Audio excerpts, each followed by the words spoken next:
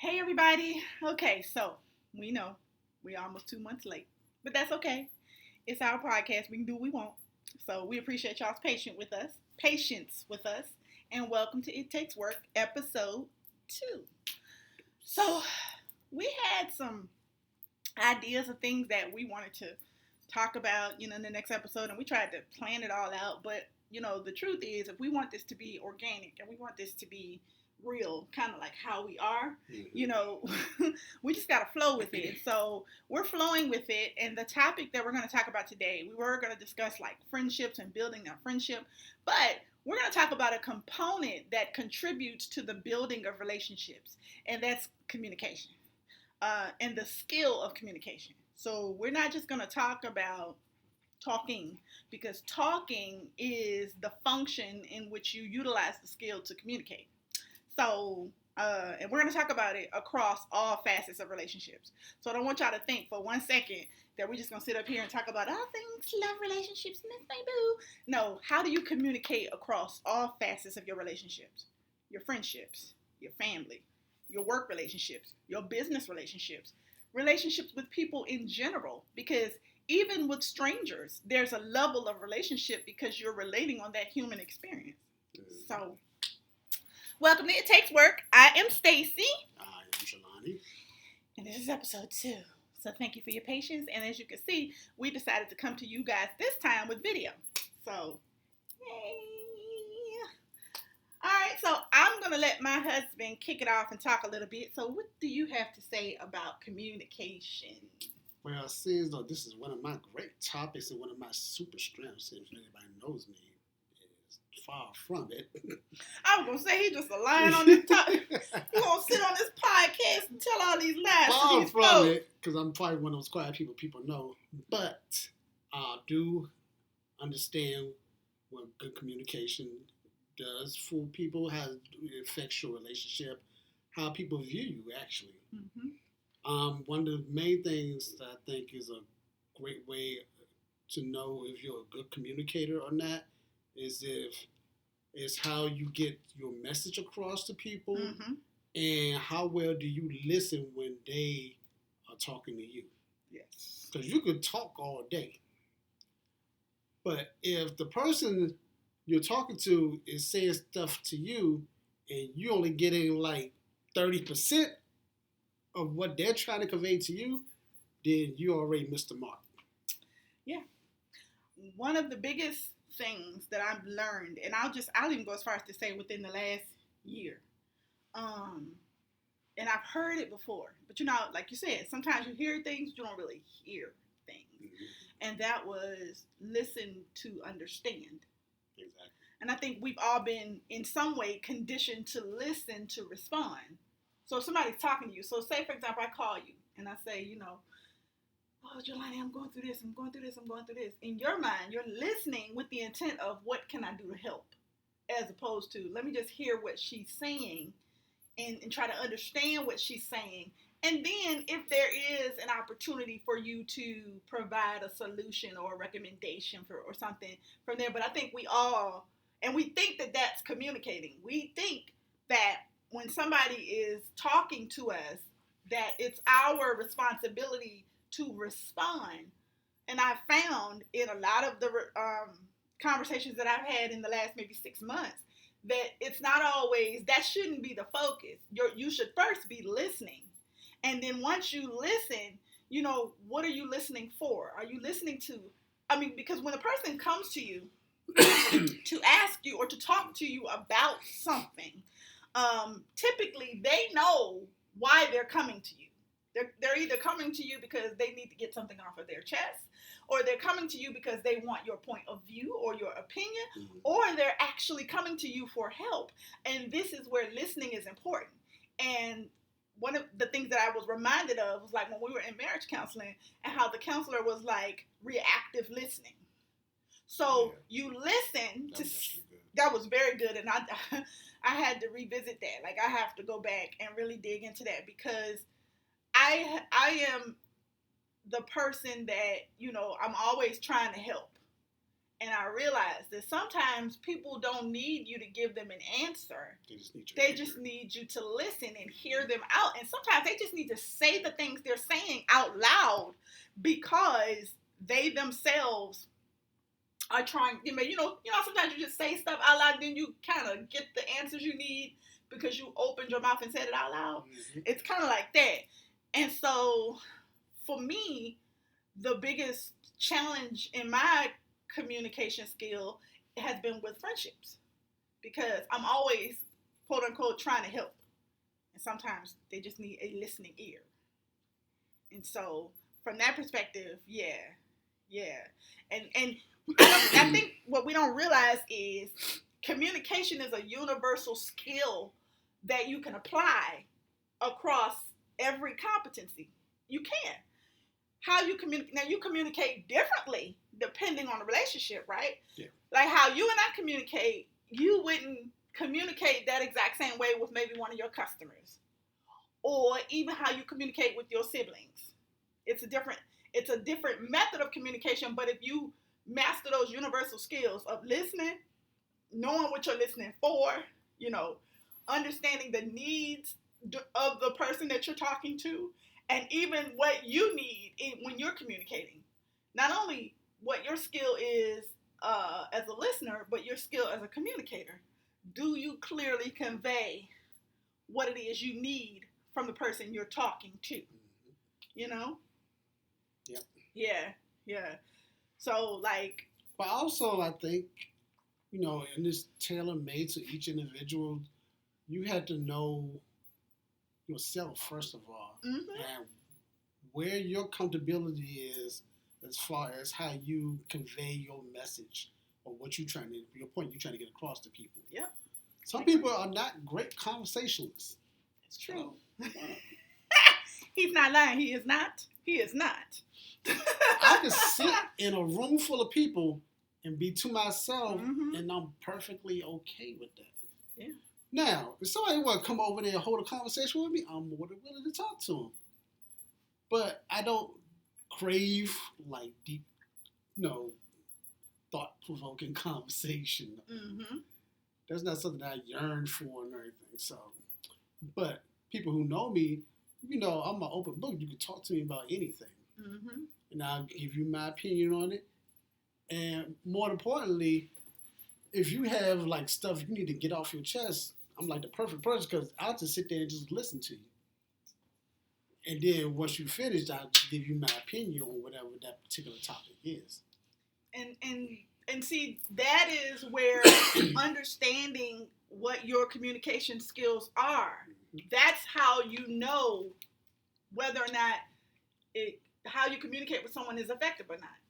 If people need someone to listen to, the relationships that you build, those relationships, they have to first understand your ability, how you communicate, and you have to understand how they communicate, right?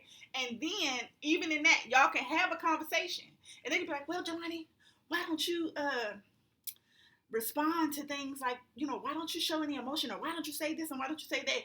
That is where you can leverage and say, that's not how I communicate. Exactly. I hear you, but here's how I communicate. And then you can kind of come to an agreement on how you will communicate with each other.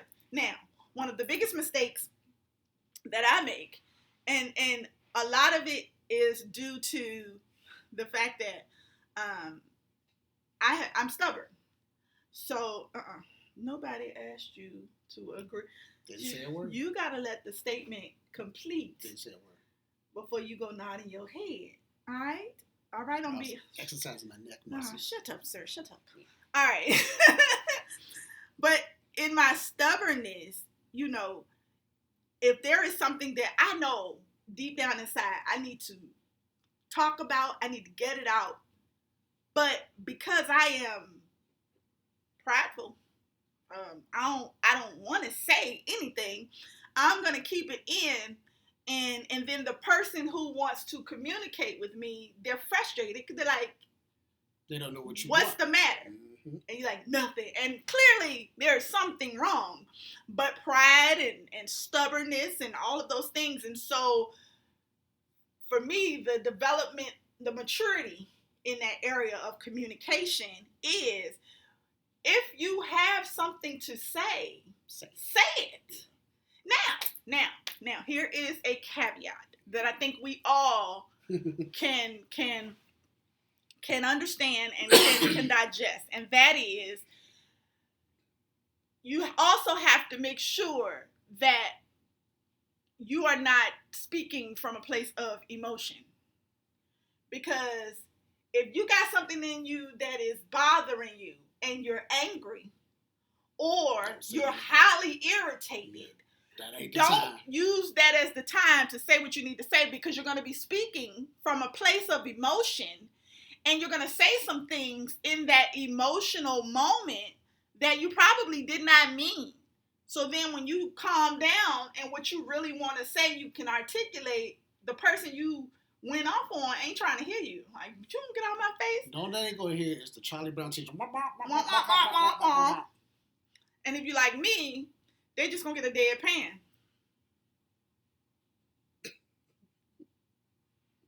They're gonna be talking. I'll be like, or this, because I'm quick to do that, and I don't even be realizing I'm doing it, and I'll do it. Like, it's so bad that, and for the people that are listening that can actually see what I did, I rolled my eyes. It's so bad that my job is remote right now. We've been at home since the pandemic, and so we had a couple of Teams calls. We don't have to come off of our cameras often, but we had a couple of team calls, and I've only met with my manager off camera maybe 3 times, and I've been on my job, the program I work for right now, I've been on there for a year. And we were in a meeting off camera, and he was talking to me about something, and I paused, and he said, "Are you rolling your eyes right now?" And I said, "Don't act like you know me like that." But and even that goes back to people knowing how you communicate. And so the reason why we wanted to have this conversation is because we had to learn, and we're still very much so maturing in that area. So don't misunderstand us, okay? We're not there. Not even a little bit, okay? But we are learning how to mature in the area of communication across levels, because when we were friends, we communicated well. Yeah. But here's the thing about the friendship thing. When you're friends, this is why it's so important to every relationship that you establish, that you mean to have some longevity, that you mean to have some impact that personally impacts you, you want to build it on the foundation of friendship, because friends don't hold a lot of superficial requirements that maybe a love relationship would hold, right? Because when you're trying to get to know somebody that you like I'm trying to be with you, you're going to put on a few airs. Yeah, you know what I mean? You're not putting on your full 100% self. You know, so when y'all come over to hang out, you're going to put on your real nice stuff. But when you hanging out with your homie, you know, you might pull out them sweatpants you put on yesterday. They clean. I'm going to throw them joints on today. You know, and so when you're communicating, it's informal. There's no pressure. There is, you know, you can say whatever it is you need to say. Now, that doesn't mean that you don't have boundaries with each other, that you don't respect each other enough to be careful how you're communicating with that person. You be respectful, but it's a little less, what's the word? Frustrating. It's a little less bad. It's a little less formal. That's the only thing I can think of. And then I've learned too that understanding the communication skills from those personal relationship levels helps you to communicate in business. Oh, definitely. Right. Because if you, and I'm going to use this word because, you know, it's real. If you practice, like at home, when you go outside of your home, you're less anxious. You have less of a frustration because you're practicing at home. Right? So, why don't you tell the people some of the areas that you feel like you have matured in your ability to communicate, sir? I can think one off the top of my head is communicate with my wife better. God is a miracle worker. Where when you do it, we don't have as many confusing incidents pop up, or say like if it's a financial situation, that's a big one. That was a big one for me because I always probably either like spend money that I didn't know I wasn't supposed to be spending because of a bill coming up, or I didn't put money in the bank in time. So yeah, that was a real sticking point for us. So that was something I really needed to look into, deep down on something like, okay, this is something I need to fix. And it's an easy fix. Mm-hmm. Open your mouth, ask questions. If you don't know, that was like one of the main things I tell people nowadays. If you don't know, don't sit there looking stupid. Just ask. The worst thing you can do is assume. Yeah. That's a universal principle. The worst thing you can do. That's the opposite of communicating. In any situation, communicating, whatever, is assume. So, but yeah, like, so for me, because I am a talker, I think that was a big misconception that meant that I was a good communicator. Yeah. And again, talking is the actual function.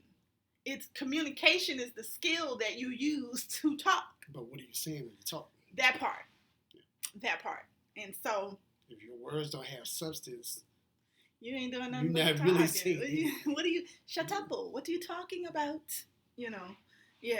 So, it's interesting that from this dynamic between us, our relationship, my ability to communicate, like, I'll say this, for the folks that are listening for some type of relationship edification, when you get into a relationship, please understand, it's like a closed experiment, okay?